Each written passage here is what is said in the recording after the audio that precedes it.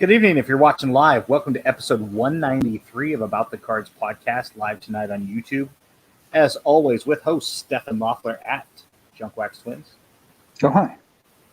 I'm Ben Wilson at Our Trading Cards. We are a podcast by collectors for collectors, and we hope to bring you a smart and insightful podcast discussing trading card collecting.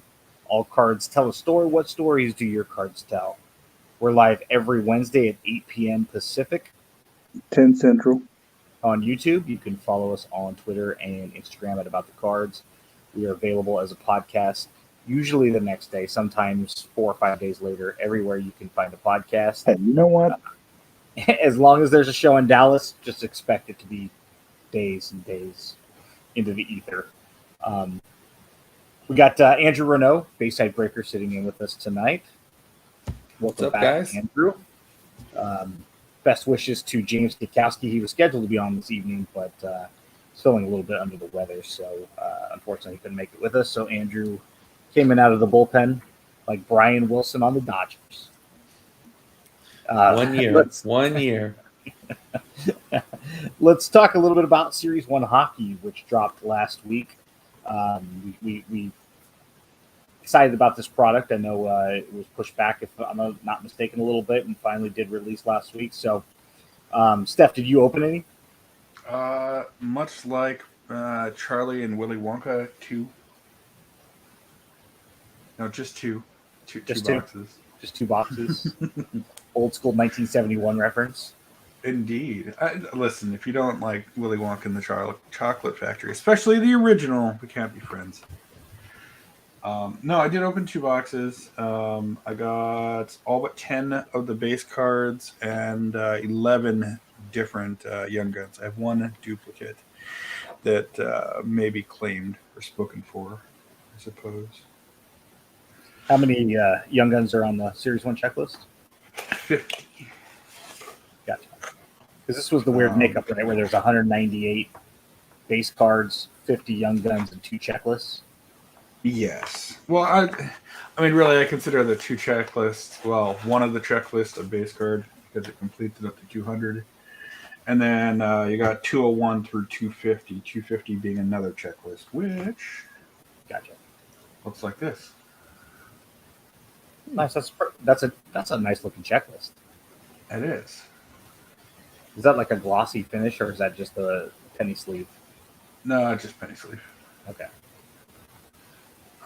Standard checklist. The other three real highlights from my boxes. One of the top guys, first overall. I got a Young Gun canvas. Nice fancy red color. Not the rare black parallel that people have been talking about. And I got my first ever pack opened Upper Deck exclusives, which are number 2, 100. Nice. And it's also a Young Gun. So, And who is that there? That is Ollie Ellison. Plays for the Senators. That's a good looking. Young Guns are such a slick looking card. They really do. I mean, I know that's their thing, but they really are good looking. Right. Andrew, did you end up busting any of this? Not yet. I may stop by Target, pick up a retail blaster if I can find one, but not yet. Just for self-consumption? You're not busting any for Bayside? I'm not a certified diamond dealer, so no. Gotcha. Otherwise, I would be. I looked on, I think, Dave and Adams. I think their release date for tins and hobby, retail blasters was like the 23rd, 24th, 28th, somewhere in there. So, which is usually about right, because retail usually releases 2-3 weeks after hobby. I've seen. I imagine there's probably some retail exclusives, just like anything, right? There are. The tins, I believe, come with 3 Young Guns. As well, they have a different rookie insert run.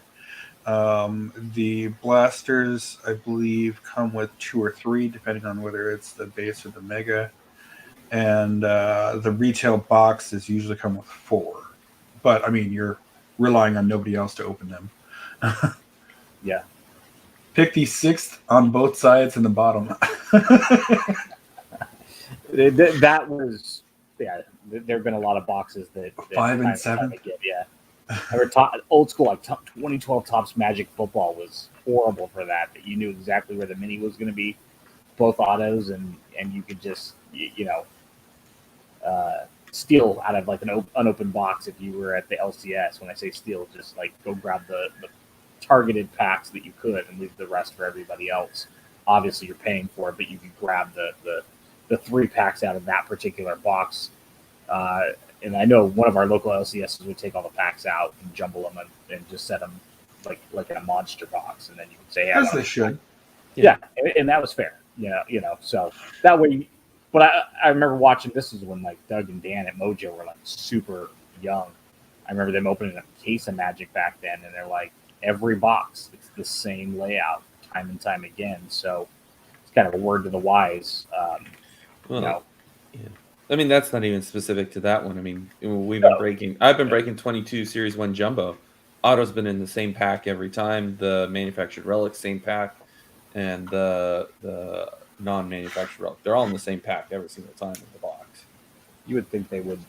I mean, it's one thing doing it in 2010, 2012, but now you figure with where we're at as a hobby and the fact that it's so speculative driven. It's just one of those things where it's like, just buying loose packs is basically a crapshoot at this point. I would assume that if you're buying a loose pack, someone's already pack searched throughout the rest of the box. Yeah, no, it's we don't want to say that LCSs are doing anything. No shenanigans involved. I'm sure there are some out there that are less than transparent. I was talking more like eBay or something like that. Yeah, I mean, eBay's always, if you're buying even a sealed box, the assumption is going to be that, I open up a case of 12 and box number 3 has the case hit. Cool, I've got that. Let me sell the other 9. And unwittingly, you have, unsuspecting buyers that, hey, it's sealed. There's no shenanigans as far as what's in the box. Mm-hmm. But if you're buying it, hoping for that case hit, not coming. So yeah, you just, and again, if you're just buying it because you're trying to build a base set and you're not as concerned, whatever. But if you're buying it with the intent to get that chase hit, assume the worst, and it sucks, that's where we have to be, but that's where we're at. So I had a couple more questions for Steph. I was talking to James Kikowski a couple weeks ago when I invited him on, and he was all excited about this Young Guns checklist. He had a ton of names, rattle off a dozen. And I'm like, James, you can name names until you're blue in the face. You're speaking a foreign language. I don't collect hockey. I don't follow the sport. But he was really excited about it. And he's like, I don't know what Series 2 is going to have necessarily. There'd be a couple of names. But, Steph, what are some of the top rookies? I know you have 3 here. Top rookies, if I'm opening up a box, I go grab one of those tins and I get a Young Gun. What are the top 3 I'm gonna be searching for? So I've got an exciting pick, a top draft pick who's doing well, and a goalie who is also doing well. First off, Trevor Zegras, the exciting young player. Have one of his teammates coming up here shortly. He's the player, Ben, I think I sent you the highlight reel where he pulled the quote-unquote Michigan, where you put the puck on your stick behind the goalie and just quickly lacrosse it into the back of the net. Yeah. And he was also the same player who, from behind the goalie, passed it to his teammate, and his teammate batted it into the goal. Really cool, exciting place. Look him up. You'll see it. Mm-hmm. It's done really well. 16 goals, 23 assists, 43 points on the year. Solid. Kind of shooting for 50, so he's almost there or more. Cole Caulfield, first overall pick. 12, 15, 27 points. Not as good. But he's also playing in Montreal, I think. He had a big run in the playoffs last year, I think, where he got really big, right? Did. Yes, Montreal. That's what I thought. And then for my goalie pick, Spencer Knight, 10 wins, 6 losses, 9, essentially kind of like a 91% save percentage. Pretty solid. For my top 3 picks. Now- It is a deep class, but there's a lot of potential and a lot of actual stars. So, but when you talk about like Cole Caulfield specifically, and again, I'm more asking the question as somebody who's very inexperienced when it comes to watching and knowing a lot about the game of hockey. Do you look at it from the perspective of it's like the NBA, where ice time obviously is going to be indicative of how much potential success you could have, or is it more like football, where you talk about we got the NFL draft coming up, and you've got all these defensive players that have to be scheme fits. You put a great wide receiver on a run first offense. Seattle Seahawks just traded Russell Wilson, for instance, and we know Seattle really wants to run the ball heavy and predicated defense and run game. So could you plug somebody in there at quarterback? It's really scheme driven in the NFL. Is it more along those lines where, depending on how much these guys are on certain lines with certain, other, you're a winger, you got to have certain centers, certain defensemen? Or is it just more like, hey, the more ice time that they get, the better the potential stats are going to be? It's not really, it's more individual, like the NBA would be. So I would say that there's a combination there. One, so essentially, the team runs in lines, quote unquote. You have a left wing, center, a right wing, and the same for the defense. You top line, second line, third line, fourth line. So the third and fourth lines won't see as much as the top 2 lines will, because obviously you want your most talented, most explosive players at the top. But as far as looking to the draft or the upcoming trade deadline, a team might need another center, or they might need another goal scorer, or they might need another top line defenseman. So you can kind of take those pieces, trade them off, and shoot for a higher line center. Gotcha. Or when you're looking for the draft, you're like, hey, we don't really have someone who's good at face-off, so maybe we need another center. And go about it that way. Yeah, it's kind of a hybrid between baseball, looking at it from a draft perspective, and baseball versus football. A lot of the top picks in football go straight to the team right away. They make an impact, that kind of stuff. Whereas baseball, more often than not, the top picks take about 4 to 5 years before they reach the majors. Hockey is kind of a hybrid between the two, where the top 3 or 4 picks more often than not will end up making the team throughout, usually out of training camp, but rarely do you see them start on a top 2 line. They're usually lower half guys and lower line guys. But so a lot of the times with drafting, they're drafting more often than not, they end up drafting the best player available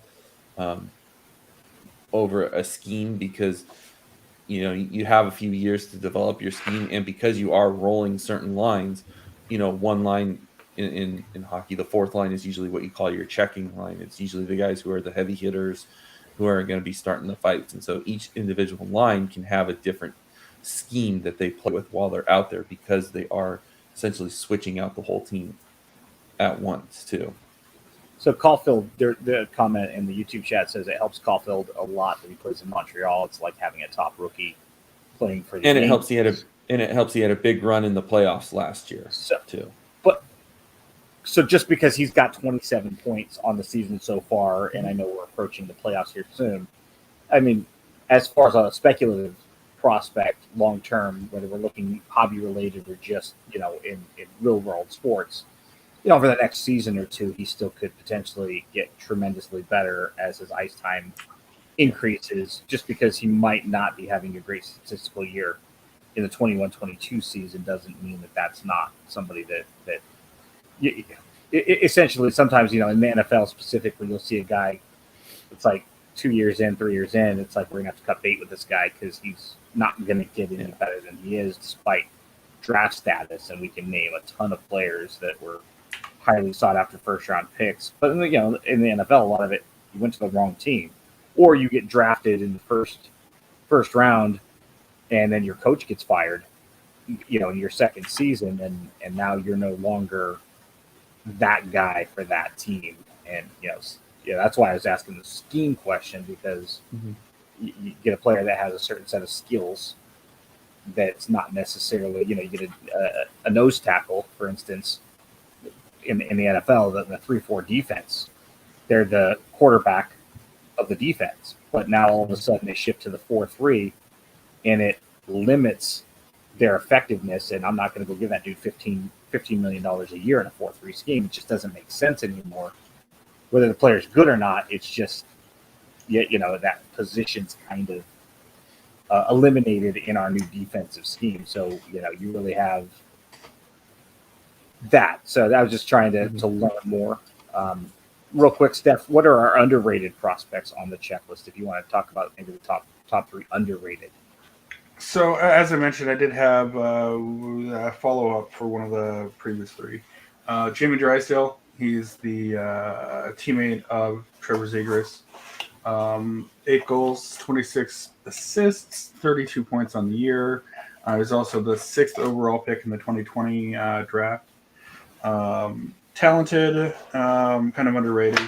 Obviously being overshadowed by his teammate rookie. But I think he's also like 20 years old, 19, somewhere in there. Really young. And Anaheim should quickly rebound back to their playoff runs, I would hope, more so than the Sharks. Next one is not exactly having the best year, but has a fun name. What was that, Ben? Dave Smith. We're going to go with Ukko-Pekka Luukkonen. Indeed. There was not to make fun of his name, but I seriously thought that was a Star Wars name. Could easily see that. A lot of K's used very. Was I close on the pronunciation at least? I don't want to butcher the guy's name. I believe so.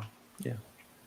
And then another goalie, Jeremy Swayman, is 15-7 on the year, saving at essentially 93% of every shot that comes his way. And the Panthers. Again, we had a Heavy is the name in the YouTube chat, says don't leave out Jeremy Swayman. He's better than Knight in terms of already being the starter in Boston. Of course, we had him on the list as underrated, or maybe just right below the radar of that next wave of, really where I was going with this when I wrote the show notes was from a speculative perspective. If you were just going to go out and grab the top 3-4 names on the list, what about that next wave that might not be as expensive? If you're looking to speculate and tuck one of these away for a rainy day. What are the things? Is there anything else on that checklist? I mean, we know Young Guns kind of drive, the flagship for Upper Deck Series 1, 2, and Extended. There are other things that a collector might be looking at. Again, if I go buy a retail blaster trying to get into hockey, learning about it, I know enough from listening to About the Cards podcast and all the experts we've had about hockey. I know just enough about Young Guns, but is there anything else I would look for if I'm thumbing through a couple of packs of this? If you open Hobby especially, there are the French parallels where the front will have variation française and the back text will be in French. Kind of cool. Really like them. Thankfully, or luckily, in my two hobby boxes, both of my French variations were Young Guns. Very easy to spot. The same player. And really, actually, funny anecdote. The only reason I even noticed is because I'm sitting here ripping the box and I figured I'd look for it afterwards, right? I'm like, hey, cool. There's Akon from the Boston Bruins. Hey, cool. There's Akon from the Boston. Wait. Like 2 packs later, like, yeah, okay, something's up. Because we broke a box at the card show with Nick Waska. Because he was don't try to name drop. Come on, just because you're hanging out with Uncle Rich and Nick Wasika, and you're rolling Dr. Beckett. famous people. Come on. Listen, No, but he pulled me aside. Want to do a break together, and he talked to Ange about some of the services our company provides. And had a good time talking with him. I guess he was in town to shoot a Stars game, a Major League Gaming event, and found time to stop by on Saturday and Sunday to come see us and get hockey. He wanted to join the quote-unquote Mile High Club of breaking card boxes. Ew. He did, and he posted a picture of him with Upper Deck Series 1 up against the window in his flight. Indeed. But everybody knows that because everybody should be following Nick because he's such a fascinating contributor to the hobby and an individual in general. He's such a nice guy. And then Heavy in the chat says Upper Deck made hot boxes, and there were cases of Series 1 that came out of his LCS that had all French Young Guns. So Nice. that's got to be pretty slick if you're like, hey, this is, I mean, people get excited about the purple parallel hot boxes of Heritage, which is releasing Friday. So I can only imagine getting all French Young Guns. So when Series 2 drops, is there going to be a hangover since Series 1 appears to be loaded on Young Guns, or is there going to be a couple names left over for the Series 2 checklist? So there are, like I mentioned, 2 top players that were held off for Series 2. Moritz Sider and name's drawing a blank right now. Oh, lovely. But they both play for the Detroit Lucas Raymond, correct? Lucas Raymond, as it were. Yes. As well, I believe we should have the Young Gun for. Crap! I am drawing a blank all night tonight. So that's why we needed Kikowski on with us. Yep. Quentin Byfeld, he says as well. Lucas Raymond, obviously. Byfeld, that was it. Yeah, pretty sure that is James in the chat. I could be mistaken, but yeah, I think he was third overall. There are going to be a few names. Are we going to see an extended series this year? Yes, it is confirmed extended series again. As well, looks like they're kind of messing around with some of the insert lines as far as designs, of course, but also adding some, subtracting some, as companies do every year, or changing some around. I personally like the electromagnetic. I thought I would just from seeing it on the sell sheet. I definitely do just from seeing them in hand. As well, there was the rookie retrospective. I think those weren't as common as the rest of them, but I got a wild, so I can't complain. So which features a rookie with a summary of their previous season retrospective. There was a surprise Young Gun parallel / insert, correct? Something that was unannounced. Yep. The black parallel of the Young Guns. Essentially, it has a slightly darker background where or I guess you can really show you on the canvas, where all of the whiting down here is. It's much more dark, much more pronounced. And what's the pack odds of those versus if I wanted to get like an all black Young Gun set versus the I can look it up. It's definitely not as common. I mean, you're looking at 1 in 4, 1 in 6 for hobby versus retail. I'm sure that's much higher. Well, I'm sure if it's even announced, Upper Deck does like to keep some of that information secret, like the rates on an exclusive. And then of course, we about the cards ran a Canvas Young Gun poll on our Twitter website. Steph, if you want to pull up that poll and read through the question and the results on our Twitter website. Yep, on the Twitter handle, not on their website that hasn't been touched since 1992. It came with the internet. You opened up your what was it, Netscape Navigator or something like that. Oh boy! Your About the Cards podcast website. Alta Vista. Yeah. You know, by a technicality, that still exists. What is it, like Sanskrit or something? It's part of. No, it became Netscape Navigator became Firefox. Hey, that's what I'm using right now. Look at me. I'm still. So I drew a question because I'm sorting all of this out in my boxes, and I asked, well, Canvas Young Guns are Nice. I won. an insert or a parallel? Parallel. And I thought they were kind of a parallel to the base set, even though I believe they're listed on most insert checklists as the do have different photos, front and back as well. They obviously have a different texture feel. Is it the same number though? Checklist number? No. I think there's only 150 canvas. Gotcha. So there's Then I going to would be say insert.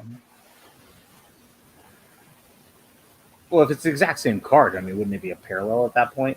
But he's saying it's not. It's a different checklist number and Different checklist photos. number, different photos, same Okay. design-ish. Then yeah, it would be an insert. It's just a Mhm. one-off.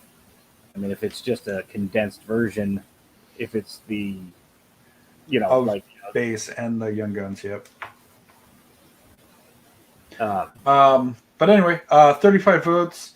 42% said insert, 57% said parallel. Yeah. Which is what I voted for. well, understanding what the question is helps too. If you know what the Canvas Young Guns are versus, because I think I said a parallel is how I answered it, but Yeah. I would change it to an insert if we have knowing the information now. Because I mean, like when you look at like Heritage Minis, for instance, right? Chromes are going to be parallels. Purple Chromes, all the different Chrome versions. Then you have Minis, which I would still say are probably parallel insert. I mean, it's kind of but then you have like Clear out of 10, the acetate ones in Series 1. And that's clearly a parallel. That's no different than any of the other numbered ones that are going to come down the pipeline. So yeah, anyway, let's get into the show, guys. Great talk. Series 1 hockey. I might have to pick up a blaster or something if I see one out in the wild, just to get some. Heavy says black has more value, obviously, than the base since it's harder to hit. The 4 boxes he had opened, he only had 1 black. So, enjoy. It's probably not something your canvas or 4 per box. You're probably not going to be getting a whole Young Guns black unless you've got some patience and probably some money. So I imagine they're going to be highly sought after, especially the top 10 to 12 prospects. But again, I don't know specifically. So yeah, interesting. So this just in listener mail days. This week's feature courtesy of Matt McNeil at 1986 Astros. What did Matt get?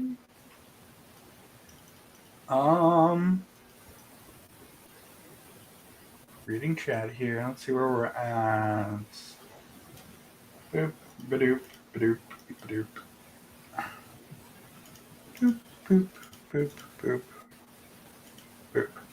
Great radio. Some weeks Steph is a fantastic producer. Other weeks he's R2D2. Recent mail day 2003 Leaf Certified Materials Fabric of the Game, number to 29. Brad Crew. Nice. Saying that he has a pinstripe pinstripe game used collection.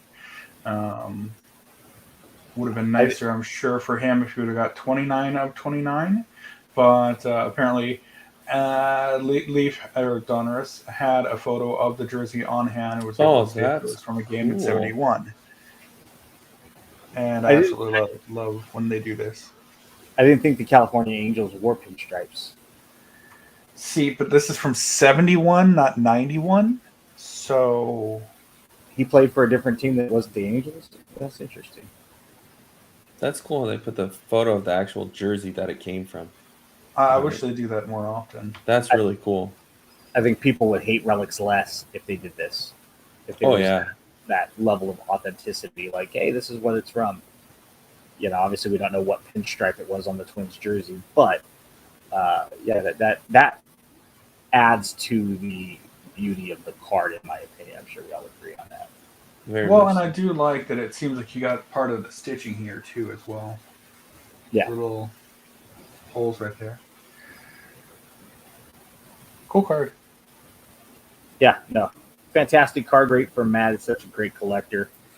Please feel free to share your mail days pulls, all of the above with About the Cards. You can tag at About the Cards on Twitter with pictures or a 60-second video. Please keep it G-rated. You can always do hashtag About the Mail Day as well if you want. Or shoot us a DM like Mark did. Yeah, anything. If you got something cool that you want us to feature, we'd love to see it. The week that was last week, Topps Living Week 208. Card 497 was Chipper Jones. Card 498 was Matt Manning of the Tigers rookie card. Of which I bought 5, but I can't explain why. But we will still. Steph's pretty excited about that, and can't wait to talk with Jared in about a month. So that'll be fun. And then, of course, also releasing last week was the aforementioned Upper Deck Series 1. It came out on the 2nd, and Leaf Draft Baseball came out the following day on the 3rd. Hot off the presses, new releases. Week 209, very big week for Topps Living. Card 499, Luis Gil, rookie card pitcher for the Yankees, but card 500. And the reveal today was Josh Gibson, catcher for Topps. Just the Topps logo. I don't know if they're going to have Jared Kelly change that perhaps because people were using the Grays logo during the Project 70. So kind of interesting insight from Jared. He had mentioned that the source photo that was given to him was colorized, and it did make it a little bit more distracting during the process of drawing Josh, that he'd almost have preferred it be black and white, which is interesting. But if I remember to ask him, if Steph and I remember, we'll ask him about why that is when he comes on. Just from that artistic perspective, I'd love to get a little insight on that. But beautiful card, beautiful shadowing. I'm glad to see Josh Gibson start to get some hobby love because that whole lost era of the Negro Leagues is such an important part of baseball. And I'm glad to finally see that them getting recognition, not just at the major league level, but also the one-off, which is our hobby. Jared's actually in the chat. Hi, Jared. It does sound like legal issues with Project 70 artists forced the living set to abandon the logo. And I know that there you go. His great-grandson, I think it was, Sean Gibson, had some comments on his Twitter a few weeks back about there being some contractual issues. So I'm sure there's a reason. Personally, I would have liked to see them use the vintage Topps logo. That's just more of a block style. But now we're just being, now we're just being whiny and nitpicking. It's beautiful, beautiful card.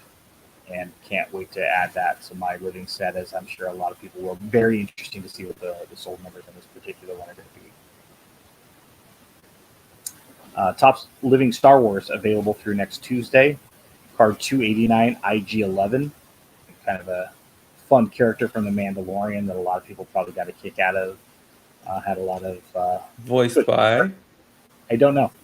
Taika Waititi, the director for Thor Ragnarok. All right. Look at that. Good card. I really enjoyed. Personally, I thought IG-11 was a great character. And then Cad Bane, card 290 from Star Wars Bad Batch. Still waiting to start that. Wasn't he also in Book of Boba Fett? Indeed, but not in this. In this getup is from Bad Batch, but he does make an appearance. But that's cool to know that too, because that means that that the character might be on another card in a future release, because that's how it can go. And I know they're doing. He's a great character. Yeah, they're doing a lot of Book of Boba Fett, so we'll see how much more they do that. It'd be interesting to see them do this particular character so soon after doing. I'm assuming it's a him, so. And then Topps Throwback Thursday, and here we go, guys and gals, and as we were watching it, he was a great character. Who knows whether he continues to be a great character or not? So we've seen Topps get Derek Jeter under license and roll out everything under the sun. We've seen them now do it with Mickey Mantle with Project 70. They're going to ride the Wander Franco gravy train until they're blue in the face. So Throwback Thursday is available through tomorrow morning, so go grab your Wander Franco if that's your thing. Set number 9. This is the first release of the 1972-73 basketball style cards. And you'll have card 25, Ian Anderson, 26, Wander Franco, also with the short print, and card 27, Ozzie Smith. So I like the style on this one. It is very 70s. Mm-hmm.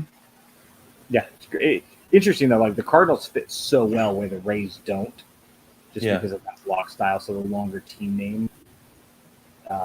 That's true. Yeah, that Y almost has like an early Atari style, almost looks like Space Invaders. Kind of like a field goal post. Yeah. So yeah, the longer team names. If they did an A's, I'm sure they do athletics, just because A's having only 2 letters. But they're not going to do A's anyway on Throwback Thursday. They just don't. Hey, we got Ricky Henderson. Let's make him a Blue Jay. So a couple major releases. Does Ricky want to be a Ricky Blue Jay? Oh, that is Sean Gibson, by the way, great grandson of Josh Gibson, speaks in the third person, or does not do his own tweets. So found that interesting. So a couple major releases. We'll kind of blow through these fairly quickly. You can go check out the checklist on Beckett.com/news if you need additional information as far as the sell sheet goes. Dropping today, March 9th, Panini Contenders Football, coming at you $700 a box. You're going to get 18 packs, 6 cards, 5 autos, 1 on card, which is interesting for Panini, 1 parallel, 18 inserts. Forgive me if I'm mistaken, but $700 a box is Contenders similar to like Flagship? I mean, I know we got Donruss and Score, but is it Contenders right there as well? Or was at least? It's a little above that in terms of the autos, but the base cards are. I mean, is this just everybody trying to get the Contenders Trevor Lawrence? Is that going to drive the price? Basically. I mean, just because of the Tom Brady, that's why. Yeah, I mean, we know that Justin Fields is Mac Jones, and in their second year, Trey Lance. We know that there are other quarterbacks as well, but I saw that price. I was like, that's got to be a typo. I mean, but it's not. It seems extremely high for this particular product, but again, I could be wrong. It's just the hobby we're living in. Coming out on Friday, all 3 of these releases will be coming out Friday, March 11th. 21-22 Panini Origins Basketball, $5.50 a box. You're going to get 1 pack, 7 cards. You'll get 2 auto or mem, 2 parallels or inserts, and then 3 base. So that's some nice looking cards. I love Origins. Origins and Inception are probably 2 of my favorite designs. I was going to say, is an Origins just the basketball version of Inception? Very similar. Origins uses a little bit more color most of the time.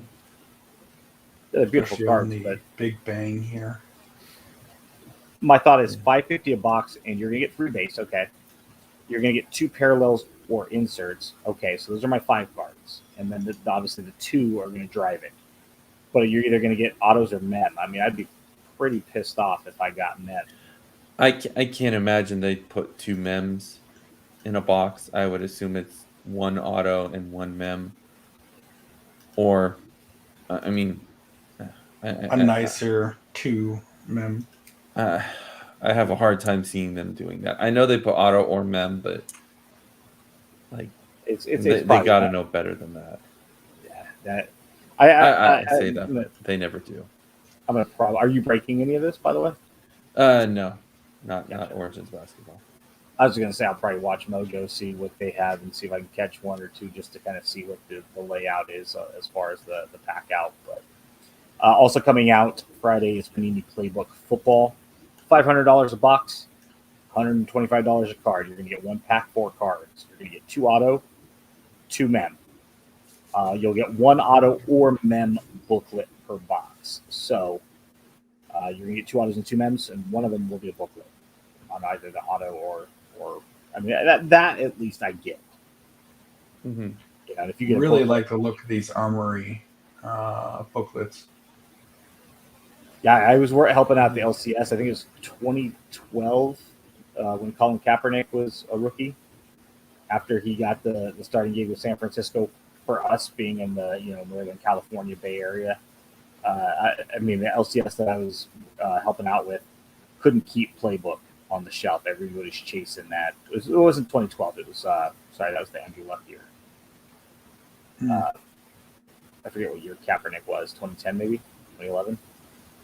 But that was the whatever year that was. Playbook was insane. Everybody chasing the Kaepernick auto here, being a lot of 49ers fans. So, and then the other big release this week is going to be the aforementioned. We mentioned it. Topps Heritage, $109 a box, 24 packs, 9 cards a pack. It's based on the '93 Topps design. You'll get one auto, one man. What did I say? 93.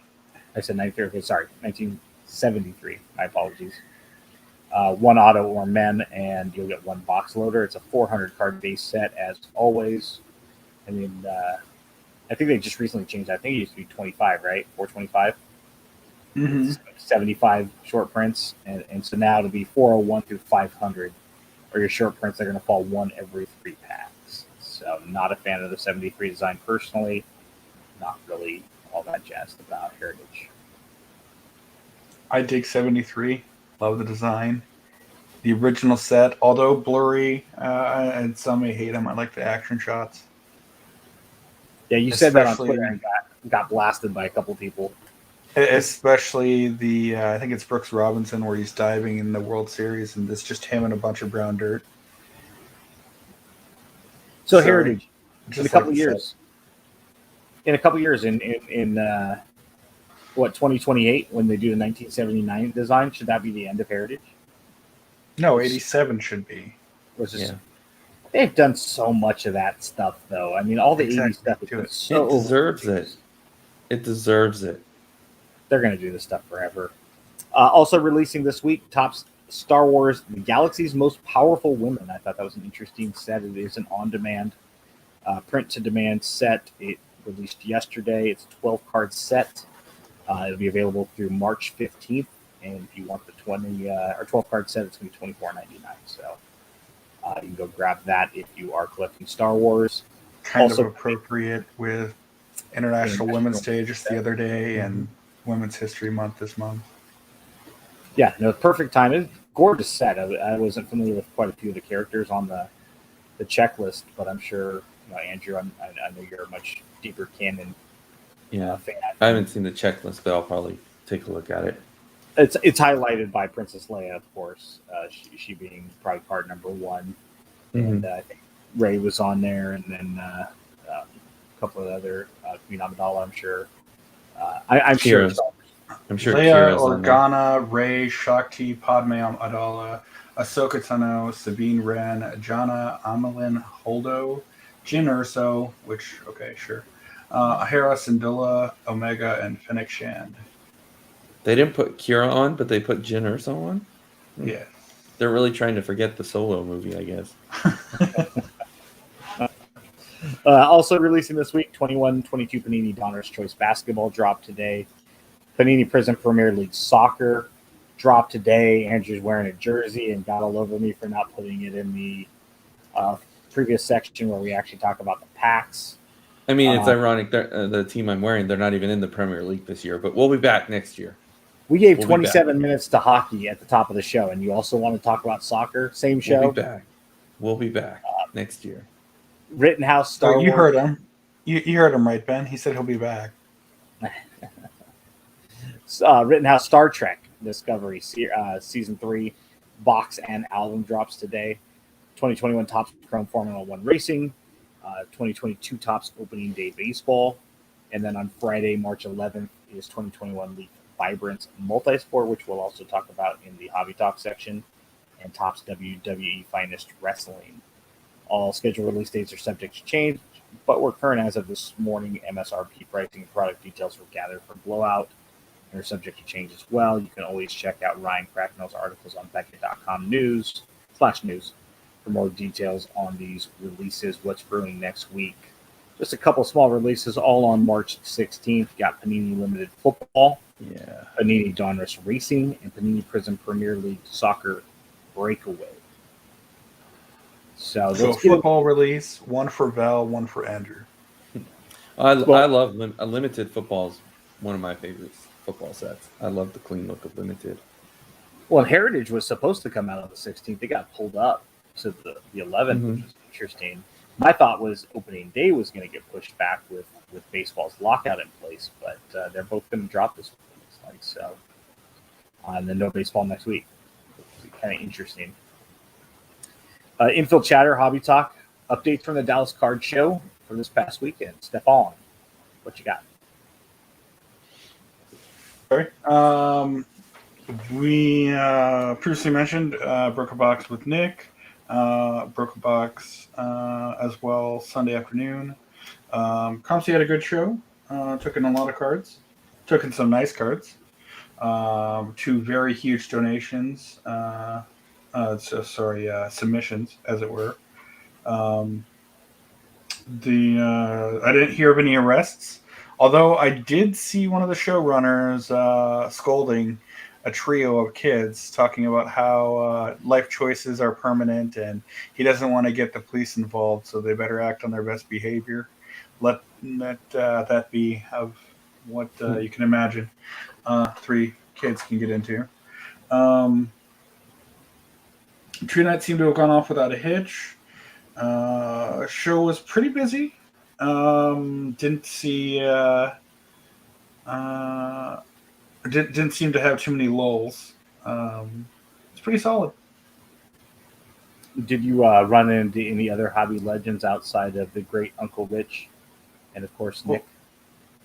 Well, I said Dr. Beckett made a submission at our booth, and besides Dr. Beckett. I did bump into a few friends, so there's that, but not anyone that you would consider a legend. Everybody's a legend in this hobby, at least in their own mind, right? I'm not in Dallas, so why would there's no other legends? What was the temperament of the crowd? Was it pretty status quo, or was it a little bit? People are a little tighter with their wallets right now. What was kind of? No, I wouldn't say so. Everyone seemed to have no issue spending money. So I know I saw several kids and young adults spending several thousand on individual items.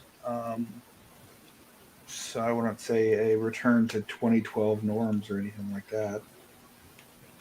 I know you were there working with ComC, so maybe you didn't notice this, but kind of curious, especially since the Dallas Card Show is a fairly larger one nationally. You know, it's regional, of course, but a lot of people do trek over to Dallas for it. Did you notice any declines in baseball-specific sales that we can attribute to the ongoing lockout? And I don't know that you could attribute it to the lockout or just more so that it's not as baseball isn't as popular as it once was, unless it's vintage, sure. But I definitely did see booths with just basketball, just football. There was even one booth with just soccer, which was surprising. Weird. That's where Andrew's been hanging out all day. However, the buddy, the friend of the all soccer booth sold me a nice card.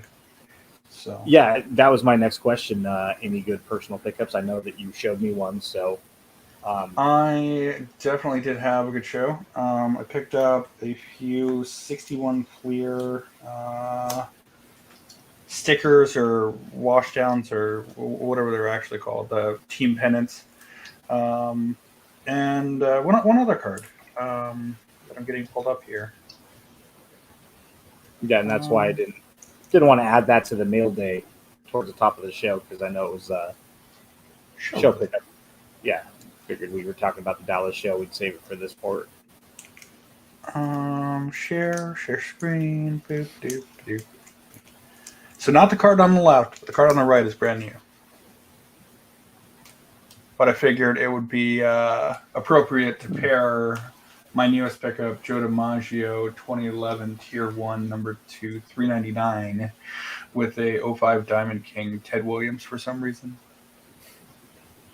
1941. Those beautiful cards.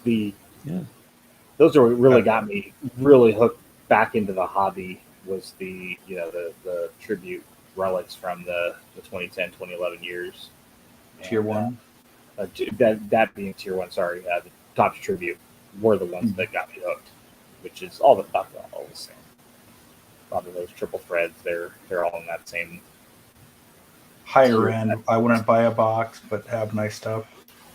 Yeah, I mean, I've mentioned this on the show before with Tribute back then. People were paying like $55 an inner box and getting an auto, and I was going online up on eBay and scooping up a bunch of those before I became like an A's exclusive collector. And I was collecting a lot of legends and stuff like that, and grabbing a bunch of them for $8, $10. And it's like, man, I can grab 4 of the lesser players on the checklist for $50. And yeah, you're not getting big names, but you can get a good portion of that checklist, for about the same price as a couple of full boxes. So probably even less now if I wanted to go back and fill in some of those holes. Yeah, but awesome. So yeah.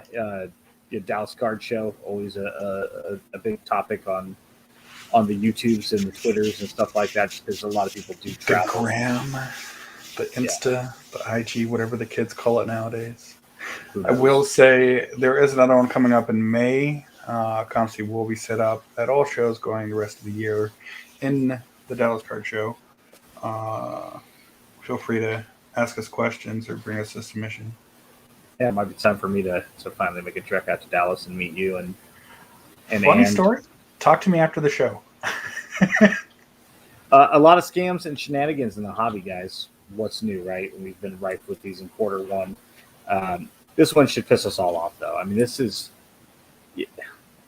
you expect fake cards to try to be passed off at the Dallas Card Show, and obviously there was the infamous arrest, a couple months ago, and you know that people are going to scam this way and that way, but this one was ridiculous. There was a former Kansas City, Missouri mail carrier who admitted to stealing hundreds of sports cards that he was tasked with delivering on his route, and the estimated worth is around $40,000.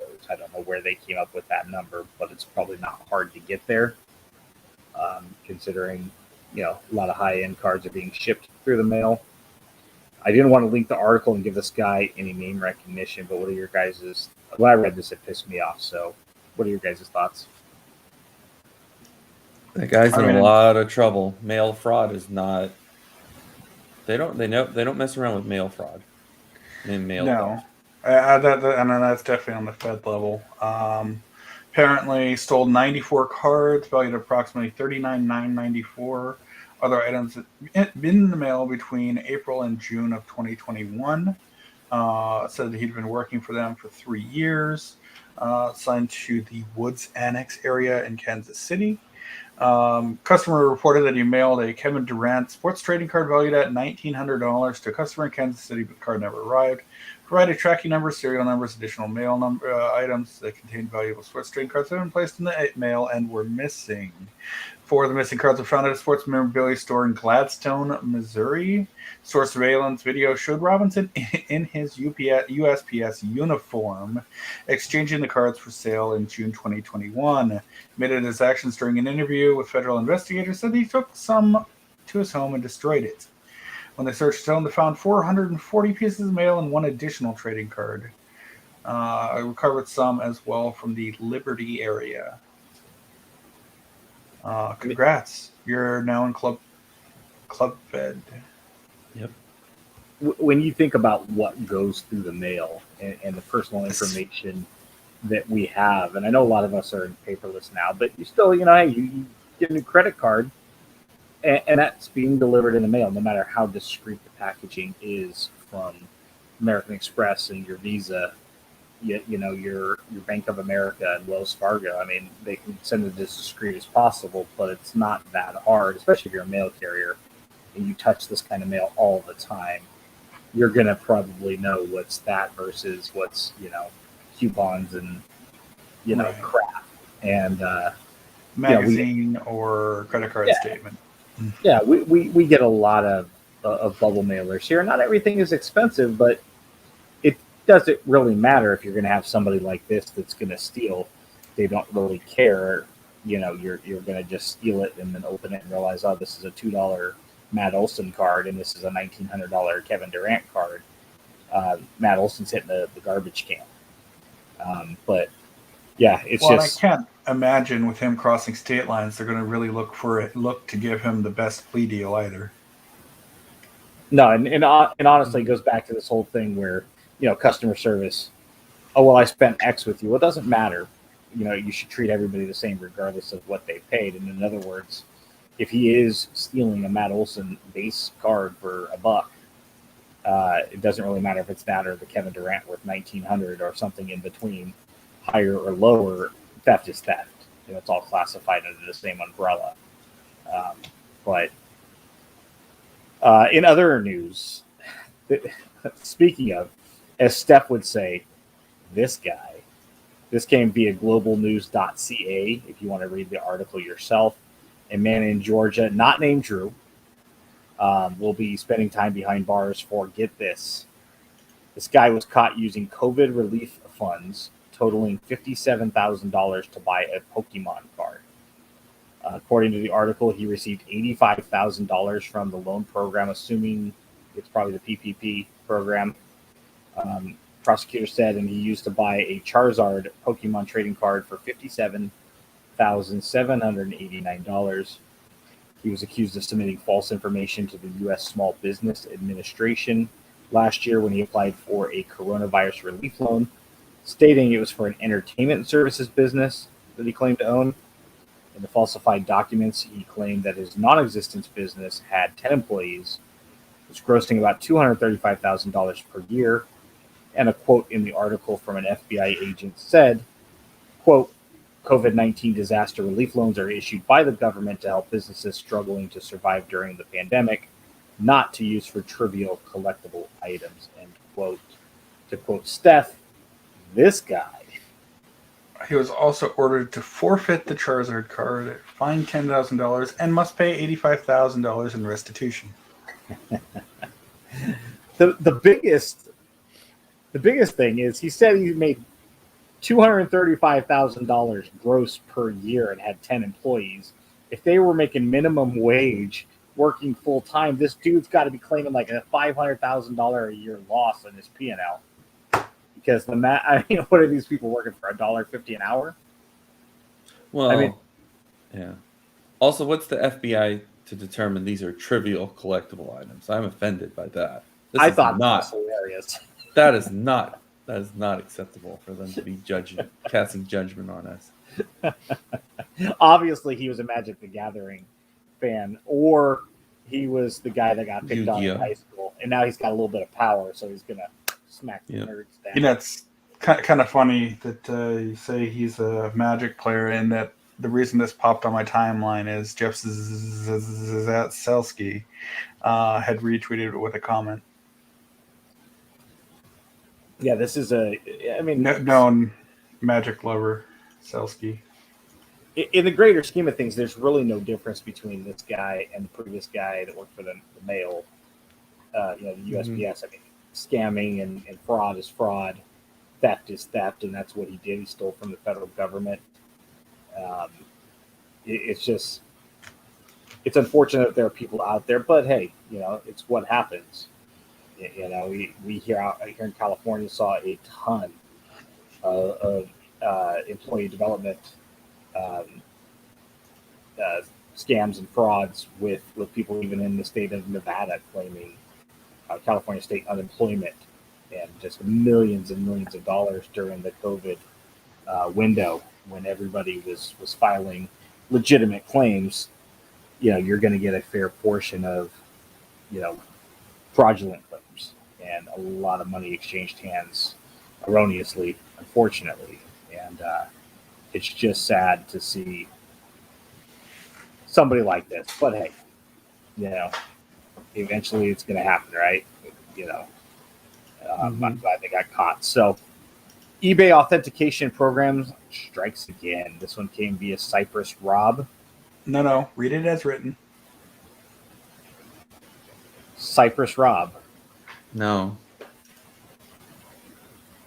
Before that. Cypress Rob. The fourth word in that line. Stykes again? Oh. Earlier I called it lead, not leaf. So I was trying to type it up earlier, and I'm tired, and I didn't get any sleep last night. So whatever, dude. Just based on the picture that Rob posted, the card was delivered having slid out of the card saver with apparent surface damage as a result. Rob is, of course, upset because the buyer now wants to return the card. It happens to be a Pirates prospect, Bowman Chrome, out of 5. So it's not like it. 205 Lonnie White Jr. First Bowman Chrome. Yeah. He I states can't tell you what year that is because I can never tell them apart. But Rob states in his tweet, which tagged eBay, that when he sent it to the program, it was packaged securely and safely, which we have to take his word for it. Yet when it went to the buyer, it came out like this, and now the buyer wants to return it. His thoughts from the tweet is, "This is on you, quote unquote, eBay, not on me." quick update, eBay's reached out to me to get details, even though they already had the return request from the buyer. It said, since it passed through their authentication process, that I should, in quotes, not be liable for the damages if return is accepted. We shall see. But still, where does the card end up? Does it go back to Rob, or does it stay with the buyer? I think it's going back to Rob then. If he's returning it, you got to return it if you file a return. They made 5 copies of the card, and this stupid ass program damaged one of them. Thanks, Tops. I mean, I'm saying, right? It is a Topps card, so they're liable somewhere. This is ridiculous. They produced flimsy product. Yeah, that's it. I mean, this is one card. We're going to see a lot more of this. And, I saw a few people speculate that they give it 6 months. I mean, they can't keep this program up if you're going to start to see this over and over again, because it invalidates the program altogether. And now we're already seeing that CSG, CGS, whatever the hell, acronym it is now grading these too for condition and crap. It's like, stop. The whole program is stupid to begin with, and that's my opinion. It's a lot of people's opinion. But even if my opinion is in the minority, if you're now damaging cards as a part of the process, I don't understand how anybody can justify this and defend it. You guys are welcome to tell me I'm wrong if I'm speaking out of line. No, that's pretty fair. No. So Ben, check this Okay, out. I put the R in the damn word strikes. Okay, sue me. Look, I own a Topps 101 NFT. Would you like one? I can email it to you. You do.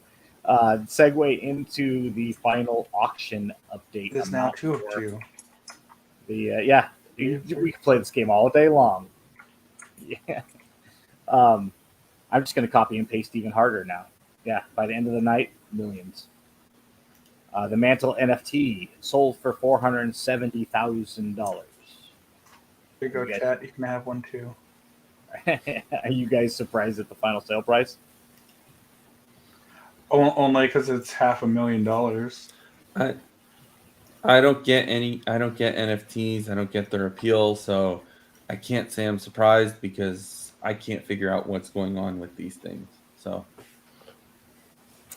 it's really, I don't want to say with this particular one. I'm sure somebody bought this 1952 animated GIF. That's all it is. It's an animated JPEG. It's nothing special, and the shenanigans going on with transferring it from one wallet to another wallet and creating artificial values. It's just, you can get a 1952 Topps physical card for $470,000. Sure, it's not. You could probably get a poorer condition version of this in physical format. Yeah, probably still have enough to buy a house in Ohio. 4 houses. So, in actual cool ass news, let's move on. At DI_collecting, this was pretty cool. Memory Lane Auctions apparently will be auctioning a graded pack of 1948 Leaf soon. We don't have any more details other than what the tweet suggested. don't hold our feet to the fire if memory lane doesn't end up with them. That's just where it was announced. The pack is They're a also PSA. selling sugar, corn syrup, softeners, and artificial flavors. The pack is a PSA 8. If either of you guys bought it, would you crack it and open it? Oh, hell yeah. I want to eat the gum. I wouldn't open it, but I also wouldn't try and buy it. Well, let's say money's not an object. Let's say you're worth tens, dozens of millions of dollars. So whatever this inevitably sells for is not all that. It to you, speaking relatively, it's worth the cost of a cup of coffee. I mean, refresh my memory. What's in 48 Leaf that's so amazing? Jackie Robinson. It's a really nice Ruth, if I'm not mistaken. Okay. Yeah. Who else is Musial? So I don't remember 48 Leaf, so that's why. How much do you think this sells for, Steph? Couple hundred. I hope more than the 52 mantle. Several thousands, tens of thousands. I would think it's got to crack 100,000 just because it's, first off, the pack itself is in sterling condition. Looks brand friggin' new. It's a cool visual.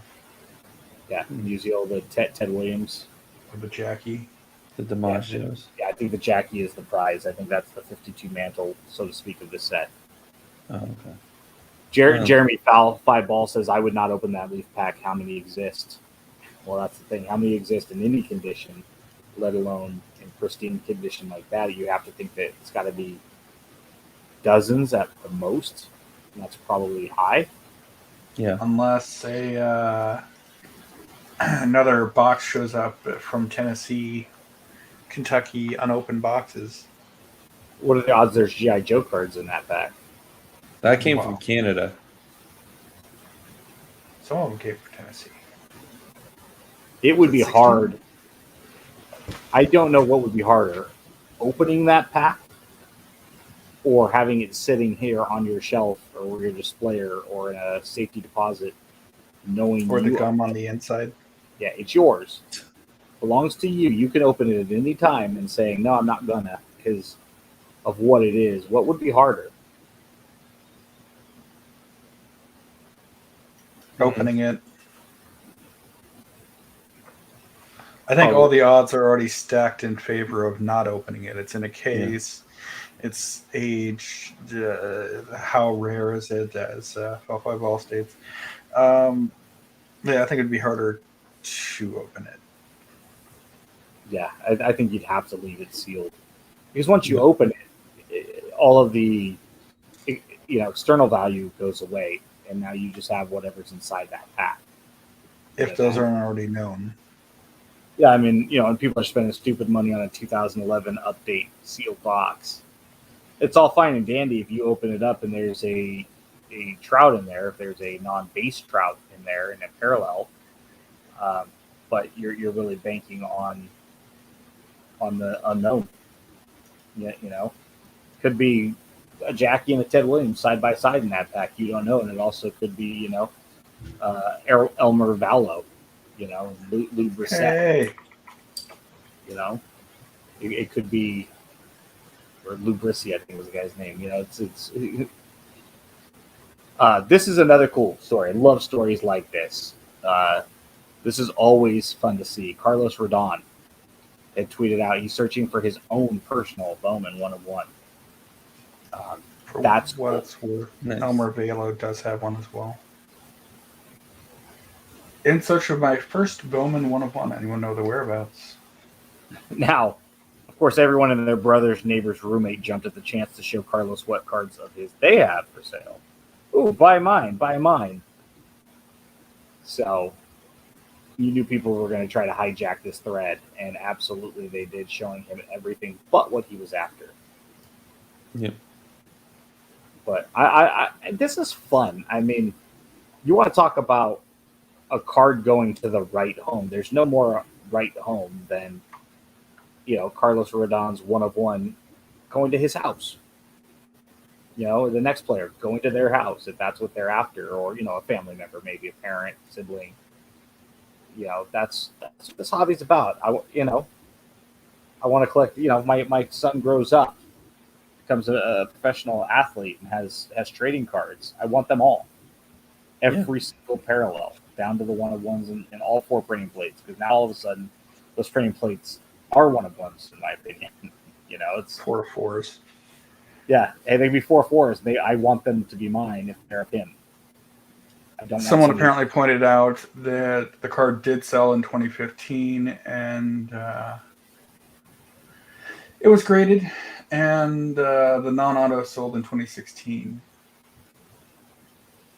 You hope that it went to somebody that perhaps is willing to move off of it if they can locate it. If he can locate it. Yeah. And somebody out there is going to see it who owns it, because the hobby is not that big. It's big, but it's not that big, especially when a Major League Baseball player is asking about it. I'm sure somebody knows somebody. I would like to think that the person who's collecting him that hard also follows him on Twitter too. Mm-hmm.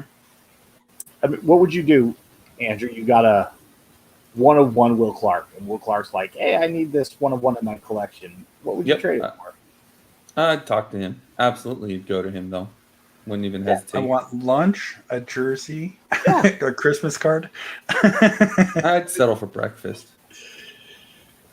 I saw how Morning cool after, or Mark McGuire did a spot with Blake Jameson a while back and talked about Blake's artwork and whatnot, and Blake's dad was on there, and Mark was just really cool about it. And this is like, yeah, if I had a one-on-one, which I do have a super fractor of McGuire from a few years ago, if he's like, Ben, I've got to have that card, what will you can have the card, but hey, maybe we could, drive, I think he's in Southern California, but I can drive to Southern California, maybe we could have lunch, just an hour of your time, personalized picture, maybe an autograph or two. Again, personalized. It's never leaving until the day I die. And so that would be cool. And if he agrees to that, I wouldn't have to have the monetary worth of it, because that memory would be way greater. So hopefully, if a Carlos Rodon super collector has it, maybe that person and Carlos can work out a deal where he gets the card and that person gets some special memories. Yep. Yeah, that'd be cool. But I love that. I love when players are chasing their own stuff. It's cool to see them be one of us. And even if that's the only card of his that he wants. Couple. So here's an interesting find via MTEC, MTech grad. He states, I discovered this in 2020. It's the only known sticker reversed 1986 Fleer Michael Jordan sticker in existence. The back is the sticker side, not the front, meaning you can peel the back off instead of the front. The card sheet was mistakenly flipped before printing. Should we believe that this is a true one-on-one and the only reverse sticker, as the tweet alludes to? It's an error. It's definitely an error. I would assume that if they printed this one sheet, it wouldn't surprise me if there were more that went through, especially with quality control not being as good. Not that it's any good today, but not being as good in 1986, 87 as it is now. I would assume there were probably multiple sheets, probably just discarded, or, hey, this wasn't a sticker, toss it in the corner. Who cares? Yep. But is it a one-on-one Jordan? I mean, we have to assume that there's whoever that Jordan was on the uncut sheet with probably also has a one-on-one. Sure. Right? Mm-hmm. But it's presumably the only sheet that was misprinted. So how many ever were on the sheet? If there are 36 cards, then there are 36 individual one-of-ones, but just one copy, player-specific. Unless I'm But wrong. was there only one sheet? You don't know. It's an We don't error know. card. It's not a one-on-one. Is my No. Yeah, I mean, it'd be the only copy of an error. Yeah. And Essentially. Is it really an error, or is it just a misprint? To me, that's a misprint, not an error.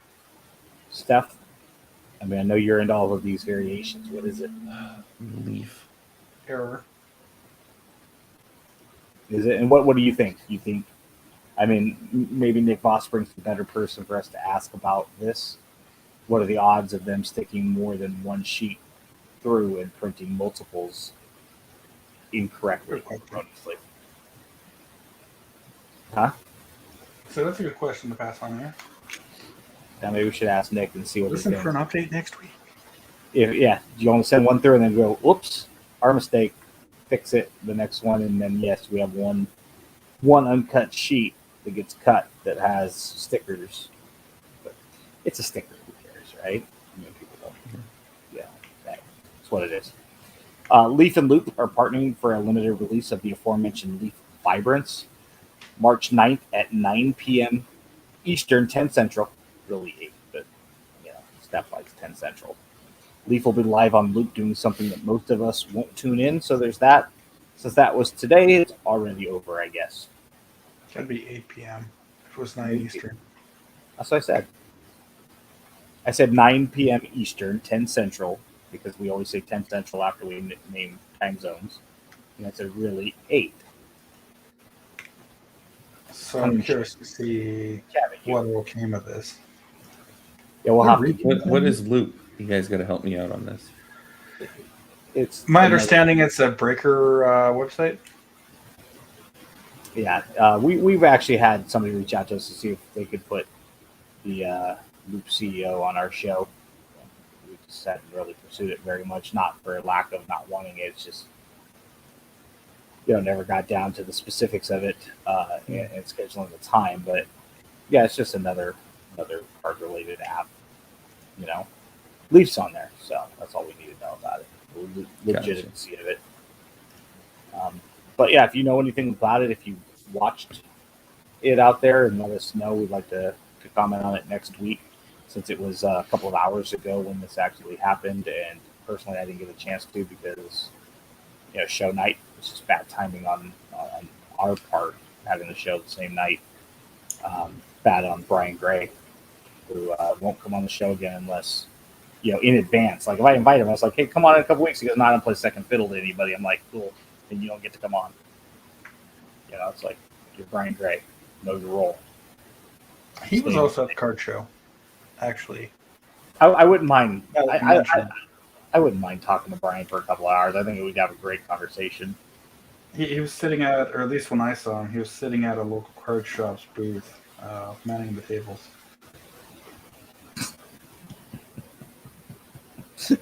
I don't know if someone stepped away to go to the bathroom or what, but we're working for a stale chocolate donut and a acidic cup of black water coffee. All right, good job, Brian. Fantastic. This had me cracking up when I saw it. You got Topps flagship, you got Topps opening day, you get Topps Chrome. Jason Eggert, 42 on Twitter, is excited about this upcoming release. Jason's brand is Ebbets Sports Art. He tweeted out a parody version of Topps Series 1 opening day branded 2022 Topps Lockout. So 7 cards per pack. Packs with special insert may contain 2 to 5 cards. I saw that, and I took a double take because I didn't really read it, and I was like, "That says lockout. That's brilliant." Hopefully, they've got the dates. It's special. The Chrome and Platinum versions will have when the logout is done or something. His first pack of lockout. Yeah, he doesn't have the license, so he can't put his face on it, unfortunately. No, MLB changed all the player profiles on their website to that default image. The second the lockout happened. Stupid. What babies. There needs to be some serious adults in the room. This is ridiculous. The Players Association clearly overplayed their hand. Clearly. And I think most people will empathize with the players before the owners. But you can't go in there asking for the world and expect these multi-billionaires to just give it to you. You're going to have to take small wins, and you get the minimums raised a little bit here, and draft pick compensation eliminated there, and you get the DH, which opens up 15 new jobs. You've already got the 26th man on there for COVID. If that's going to be something that you have in perpetuity, now you have one more roster spot. Small wins. You're not going to get everything in the CBA, but Manfred and Tony Clark are absolutely the worst two people to be negotiating because they're ruining the sport, and whether they know it or not. But yeah, if they end up canceling the season, I want to see a Major League Baseball lockout. Maybe my favorite comment is it just players doing things like playing golf or grocery shopping, That'd be great. That's awesome. So good wearing for their Panini uniforms. good for Jason for bringing some humor into the lockout and of course into the hobby where so much of the hobby is negative and it's all arbitrage and speculation and do we put tape on top loaders? Do we not put tape on top loaders? Which absolutely is the most hot button topic you can Not ever only talk about. do you not put tape over the top of a top loader, but you do not wrap said taped top loader with toilet paper. Y'all nasty. Good times, man. CSG has eliminated its backlog via CSG. This begs one question and only one question. Does anybody care? I would say so in that they're a huge Pokemon and trading card submitter, although that's their CGC brand. I would assume that they're in a similar shape if they're knocked out everything else. On the sports side, I don't know that people do. Maybe as an option just to skip the 6-month wait. Yeah, good for them. Hey, grading news. I mean, I got my first one in the mail 2-3 weeks ago. Solid case, but nothing to write home about. Speaking of graders, people were going nuts on like sports card whatever on Facebook the other day because GMA has a new case. It's like a black case, and it actually didn't look that bad.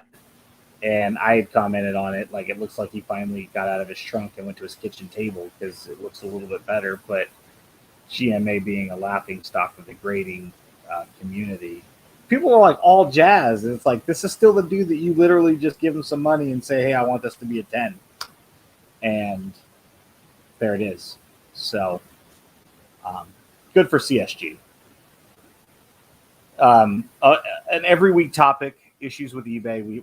We talk about it all the time. This came a few weeks back via Rob Post, Robski3030. He says he's been selling on eBay for over 15 years. During that time, he said he's only had a few items, quote, not received. Since the inception of the eBay PWE program, he said he has been buried in claims. Is it time to reassess this shipping option? And is this on the USPS or is this buyers taking advantage of unscanned PWEs?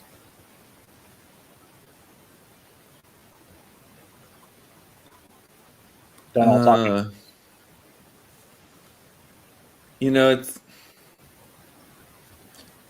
I think they're taking advantage of it, personally.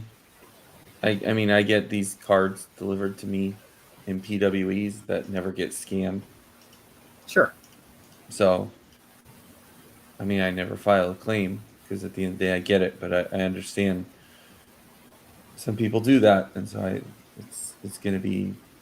That's my personal opinion on it, but yeah, I don't know whether I would be shipping PWE right now, especially with people claiming that the cards never arrived when they did. I'd prefer a track service. There's too many shenanigans around. At the end of the day, I mean, if I get cards in, Unless it's like an 18-cent card that I don't care about. I mean, Andrew sends me something PWE, whether it gets scanned in or not. I get it. It's good condition. He did not put tape on the top loader. Life was good.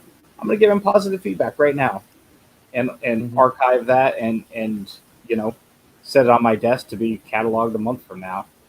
But, yeah, I mean, if you get the card, it's just I'm assuming we're in error on the side of people taking advantage. I hate to say that, but really this does fall on USPS in my opinion that they need a better. If eBay and USPS partnered and said, "Hey, we're going to do this new program," this is on USPS for not scanning these every single time. And Postal Service needed to be equipped saying, "Hey, eBay, we're going to partner with you, and we're going to guarantee you that these are all going to be scanned. Especially as a seller, when our top-rated seller status is affected by our defect rate, and it's got to be like 0.5% or something stupid in order to and sellers get to save on fees and other advantages that are built into the eBay system, and the seller who already gets penalized at every pass is now being penalized for the post office not scanning the PWE. I mean, that's not fair. I can't tell you. I mean, I get a lot of PWEs throughout the year just because I buy a lot of singles, and I would say since the PWE system went into place, I would say 70-80% of them don't get scanned. It'll show up tomorrow. Yeah. And it'll show up tomorrow. Andrew sent it to me. It arrived in 3 days, 2 days, 3 days from Southern California to Northern California, and it'll still say nothing. When you click on the little, but it's here. Dropped in the mail. It's now in my house, so he gets positive feedback. But as far as eBay and the post office are concerned, it still hasn't left his possession. I can't tell you how many times I personally get that, and if I'm getting that, I'm assuming everybody else is too. So, from our best friend Ted, Steph, this one came a while back. TL Schwarz. He was the first one to let us know the 2019 Bowman Heritage. It was a 582 Montgomery member exclusive, and this tweet has been shared in our private DMs probably 100 times. But he had tweeted out something completely different, and this was the only second time I've ever seen this. What is the allure to collecting or PCing uncut sheets? How do you display them? Large frame. What about the undesirable inclusions? So I do have a few. I'm on the hunt for some 1987s. I have a complete uncut set of 1987 tops. Yeah, but you're not going to get rid of them, so I'll get rid of most of it. Just going to keep one of them. Well, I guess two. I got to send somebody a Will Clark one. Indeed. But it's in a tube out of my garage. It's not like anybody can appreciate it. I've seen some in tubes. I've seen actually, I do have two about that size in a huge Ultra Pro top loader, if you can call that a top loader at that point. That one was for the Civil War and one was for the mob. That we got at the national giveaway one year, I think blowout. But as far as displaying them, they do have some cut to fit frames you can put them in. So I think it would be cool if you get like a double-sided photo frame. You just like rotate it like the posters at like a Walmart. Do they even still have posters at Walmart? They do, but yeah, it's like you can buy your friend's poster and other stuff from the 90s and like Britney Spears. I don't think they've updated their posters in 2 decades. How many of these could you possibly have in your house, though? I mean, even if you live by yourself, so it's not a concern about decorating the walls with your partner that lives with you. You only have so much wall space. Hey, lady. I just heard a no from the other room. Hey, I'm just glad, Steph, we finally found another tweet that Ted sent out. So, here's one. Does the buyer have a point, or is this on the seller? This came via Joshua S430 a while back. Joshua asked this question. Actually tagged Ivan at Watch the Breaks. He bought a Panini Redemption Auto. Came enclosed with a Panini sticker tab, just like ASS, Archive Signature Series, and Project 70, and all of those. When the card came, the seller had removed it from the One Touch and put the card in a top loader. Joshua was asking if he should ask for a return or not. The seller got very aggressive, according to screenshots, placing the onus on Joshua, the buyer, for assuming he'd get that One Touch enclosed as it came from Panini, and that he should have asked for clarification before buying. First off, I mean, F this seller, right? He has 42 feedback, or had 42 feedback at the time. And it's VICHUDL_19 in case you want to block him, because There's no reason It for does have kind of a aggressiveness. point. I mean, the photos there, his commentary is unnecessary, but I could understand the complaint more if this were a top 70 or 2020 or tops 100, wherein that being labeled across the top is something special. But just a plain old redemption from Panini, I mean, I can make a sticker and plop it over the top if you want. Yeah, but on the flip side, if you take a picture of the card in a one touch, in a sealed one touch, It essentially, should come that way. I'm not saying it shouldn't. and then you pulled it out of the sealed encasement, that's where the problem is. I mean, when you buy an encased, or Illusions has those one touched cards. I mean, when I go to sell those, can I remove that from the one touch? No. That's the way it was. That's what the way it was delivered to the consumer, and that's as a sealed item. That's how it should remain. No, good point, Andrew. I mean, take it out of the one touch, keep your one touch, put it in your top loader, take a picture of it in the top loader or scan it, put it in a top loader, and chuck it on eBay. That And way, then when you can, yes, when Joshua comes by, he's like, "All right, Andrew's got this card of Dave Smith. I want to buy it, and it's as is." But yes. you have it in an enclosed case of any kind with a seal on it. I'm assuming that's what I'm getting when I buy it, and then it's on me if I want to open it. Right. From the manufacturer. I know some people put their own stickers on it and stuff, and there I could see that as a gray area. But yeah, if it's coming from the manufacturer that way, it should remain that way. Or you, like you said, you should have pulled it into the top loader before you posted it onto eBay, if that's the way you wanted it shipped out. Yeah, because I know there's a lot of sellers like put tamper seals, like TNT out of Drives me wherever crazy. that dude's a knucklehead, and I know he's got a Talk- lot of. Yeah, is he still on eBay? I haven't seen him in forever. When I've searched for low end singles for opening day and stuff like that, when you're just trying to piece together.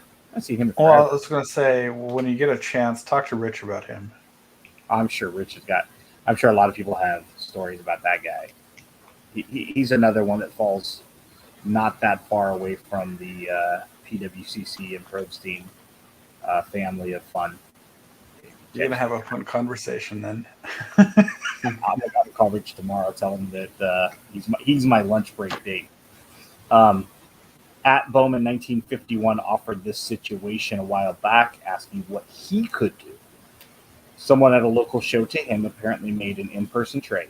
After the trade, the person realized there was a print line on the card and wanted to undo the trade. Apparently, it was a big raw card, so high market worth. The vendor blocked the tradie, presumably on social media, after it was questioned. Bowman 1951 said he has no idea what to do. My thought is nothing, dude. You do nothing. You stay out of it. It has nothing to do with you. It had to do with these other two people. Yeah, if you have names, you're welcome to share those, I suppose, so people can proceed with caution in doing business. Apparently, this is on the buyer. And to the guy who got the card, tough shit. You saw the card in person. You did the deal, man. You had it in your hand. This is not eBay or ComC or Sport Lots where there's never pictures anyway. You had the card in your hand. You physically could hold it under light. You could take your phone out. You could take a loop out. You could do whatever you wanted. Yep. Before you made the trade. I get being upset, like, hey, I didn't catch this, but whoops, that's on you. But as far as Bowman 1951 is concerned, stay out of it. It has nothing to do with you, man. Nothing good is going to come of it by you getting involved into it. No, not at all. And I mean, I can understand not wanting to sour grapes between a potential vendor, but I mean, this is like agreeing to buy a vintage car and not checking for rust underneath. You agreed, signed the paperwork, and paid the cash. Right? The rusted bucket is yours. I bought a Lemon a few years back, quite a few years ago now, but I bought a crappy car, and it ran for a couple days and took a crap on us. And guess what? We're out that money, and now it's a headache that Heather and I had to deal with. And Comes with warranty. Yeah, is it on the buyer for something? Leaves the lot. the buyer knew better. It was a private sale. He knew better. But we were the True. sucker, and we got taken for a ride, pun intended. That's on us.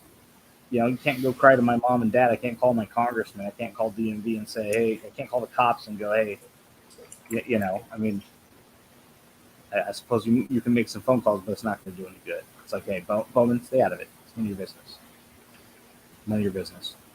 Yeah, and as far as the buyer's concerned, that's on you, man. You should have looked at it. Wasn't eBay. You weren't looking at scams. You were literally looking at the card. It's your card now. Enjoy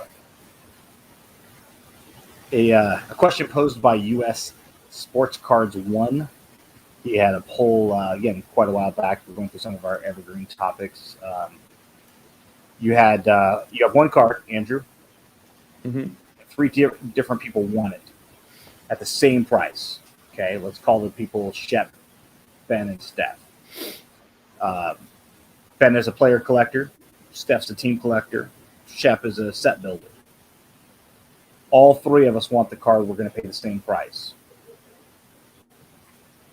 Who do you sell it to? In that entire scenario, whoever sells it, whoever offers me first. So some responded with the highest bidder, but again, it's the same price, so that counts those out.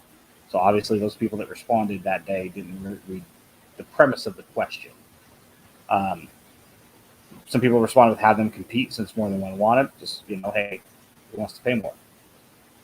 Some people said, like you, Andrew, whoever offered first is fair. Some people said pit them against each other with 3 compete offers. Basically, give me your best offer. First one to respond after you reached out saying that I had 3 people coming in. First come, first serve, right? Yeah. I got to agree. Either a combination of the first person to offer it or have some like death match, most banana ice cream sundaes eaten, or How like many hours of Bridget Jones's Diary you can watch without falling asleep, something like that. Bridges of Madison County. Yeah, you're not allowed to cry at the Notebook, something. So yeah, the results were player collector came out at 61%, set builder 20%, and team collector 18%. My thought, if we're just going based on you have to choose one of the 3 options, I would sell it to the set builder because they need it to complete a set. A player collector and a team collector very well could at some point be much more likely to move off of that card. I figure, playing the law of averages, the set builder would probably keep it in perpetuity much longer, with the team collector being second and the player collector, who the hell knows? That's fair. Guy hit 3 home runs. Depends on the player too. Well, yeah, I mean, I don't think anybody that's PCing, I mean, my football PC is Adrian Morrell. I don't think anybody's gonna, jump at the chance at grabbing.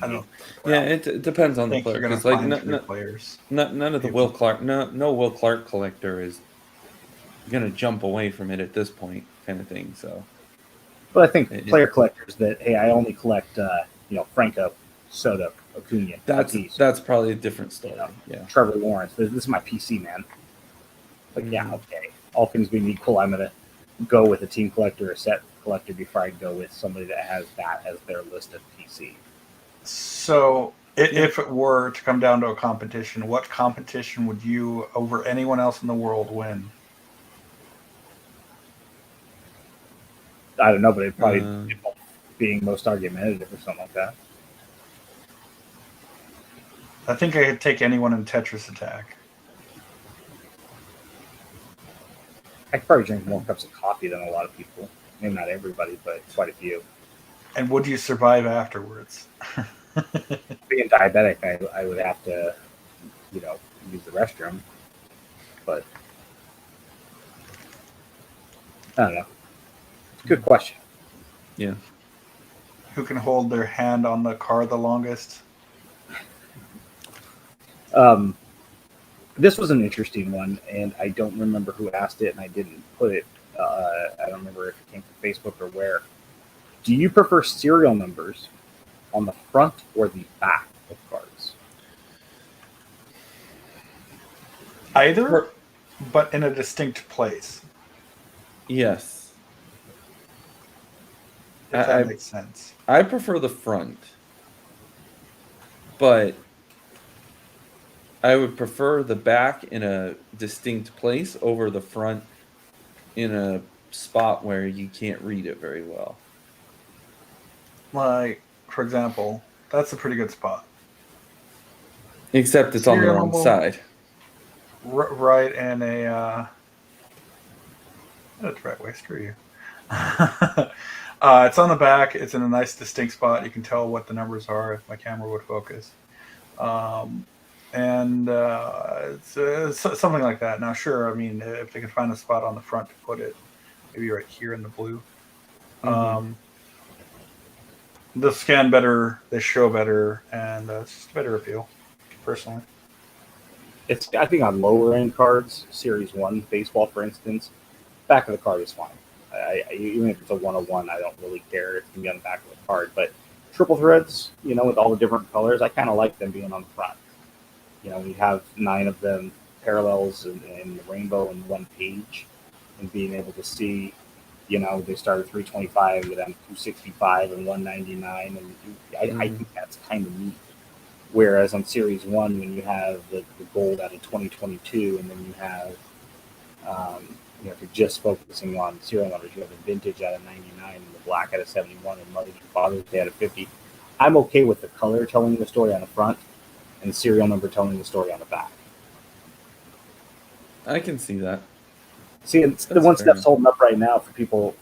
If you're looking at the card vertically, it's the player picture with the auto at the bottom of the card, and the serial number is sideways. I don't like that. I don't like that either. So if you're going to do a sideways one, fine, put that on the back. But if you're just 1617 Fleer Showcase Hot Prospects Auto. What's the serial number out of? 499. See that? Go put that on the back. If you're looking for a place to stick the serial number on the front, then it belongs on the back. But where do you put it on the back? Was it last year that the rookie card? Yeah. The rookie card logo in flagship was just kind of stuck wherever they could find it with certain players. And that corner, was the rookie cup. I thought they did that with. Yeah, rookie cup. When I say rookie card logo, it's a rookie cup. That last year, before. Last year. I think it was last year. Last year with like Baum and Jordan. Yeah, and you're just like sticking it over. We're just gonna stick it over. It's like Bob Ross. We're just gonna paint a happy little tree. We're just gonna put the rookie cup logo here at his waist, and this one's gonna go over by this dude's eyes. And it's just like, for me though, consistency. If you're gonna put triple threads on the front of the card this year, put it on there next year as well. Yeah, that's true. Yeah, especially if you're a player collector, and if you were to stick all of your Will Clarks year over year over year, all your triple threads every year together. I don't know how many people organize like that, but I'm assuming some people do. It'd be nice if there's a little bit of uniformity year over year. But interesting. So the shit you see on eBay, Facebook, and here's a new one via Wax Nostalgic Inc. Listen, I had a health scare a while back in November. Nobody, not one person, reached out to any of my people on eBay to let them know I wasn't feeling well. And I had been hospitalized, and I'm a little upset by that. This guy's wife reached out. I admire her spunk and awareness. She reached out to eBay, letting his eBay sellers know that he had a heart attack, allegedly. And he's a great eBayer, and please don't give him negative feedback for being a non-bayer. Of course, we don't want to make light of any actual health issues that her husband might have actually suffered from. So if we giggle a little bit, it's not at his expense for the potentiality of his health, but it's just when I had my health. Grief and stress can definitely take you to weird places. So I get maybe doing this, but he's in the hospital. She's not allowed in there because of COVID right now. So maybe she had time to go onto his eBay and log in and go, you know what? I'm gonna let Andrew know he's not gonna be able to pay. I mean, you never know. It's just we're gonna go ahead and err on the side of this is a made up excuse. because we see so much of this stuff. But it was definitely one I had to see.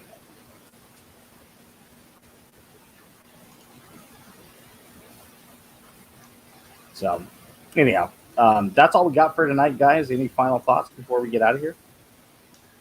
Not that I can think of. See you guys next week. Yeah. Anything, Andrew? No, just getting back into it. A little lull with breaking, getting excited. Summer of soccer starts early. What Love breaks you soccer. got coming up? What do I got this week? I got some Series 1 Heritage, some Contenders football, and then my big boy, my Prism Premier League. Super pumped for that stuff. Okay. Telling you, it's going to be a big year for soccer this year with the World Cup coming up. Rookie class is a bit weak in certain areas, but the World Cup's where it's at, and I think it's gonna be a good one this year. Who you Well, got winning? What was that? Who you got winning? Oh, it's way too early to tell. They haven't even. I don't even think half the teams have qualified yet, so it's much too early to Let say. us know dates that are important that Mhm. obviously are hobby related with soccer, but we'll make sure we have you on. I think in a couple weeks. I think the next time I'm on is right around the time when the U.S. will be right in the midst of wrapping up their qualifying campaign. And they're going to go undefeated, so we'll talk about that. Well, that's what we thought last 4 years ago. So Okay, they're the San Jose Sharks of soccer. Chris Frank says Brazil, apparently. I'm honestly, I'm looking at Italy right now. Again, it's going to depend upon the form, who's healthy, who's not. When the time comes.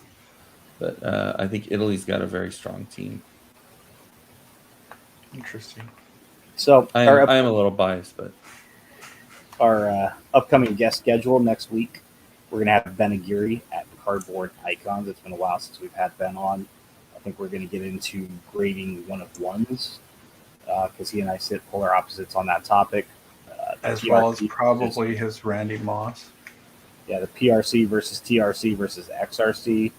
It'd be about the 2-year anniversary of COVID shutting down the world and, of course, on our hobby level, so we can kind of reflect on that. And then the Burrow bubble from a couple of weeks ago with people jumping all over him as he went into the Super Bowl and that whole you didn't need it yesterday versus now I want one and I need one.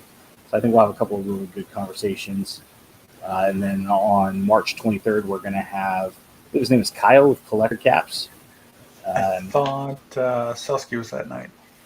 On the 23rd, we're going to have Collector Caps, and then we're also going to have Andrew back on that night. And on the March 30th, we're going to have Zelsky. Okay. I'll let him know there's a schedule change. Yeah, let him know if you don't mind. I tweeted this out earlier. So April 6th, excited to talk to longtime listener Alex Visioni. He kind of made a comment about wanting to come on the show earlier on Twitter, so schedule him right there. That's how quick it is. And then really excited for April 13th, we're going to have Topps Living artist Jared Kelly back on along, hopefully, Matt Major at Once a Cub and Cardboard Stats. And then good show. That'll take us through episode 198. We're still unscheduled right now for 199, and then we have a special guest that will kind of keep as a special surprise for episode 200 on April 27th. 200. So we're hoping big guest. We're looking forward to seeing if we can secure this one. So remember, we're live every Wednesday at 8 p.m. Pacific on YouTube. 10 Central. Make sure to subscribe and review on all platforms. You can follow us on Twitter and the Instagram at About the Cards. You can follow Steph at Junk Wax Twins, me at Our Trading Cards. Where can we find you, Andrew? Bayside Breakers. So please share your hobby stories, great polls, send your questions our way. Keep collecting. And we'll see you next week.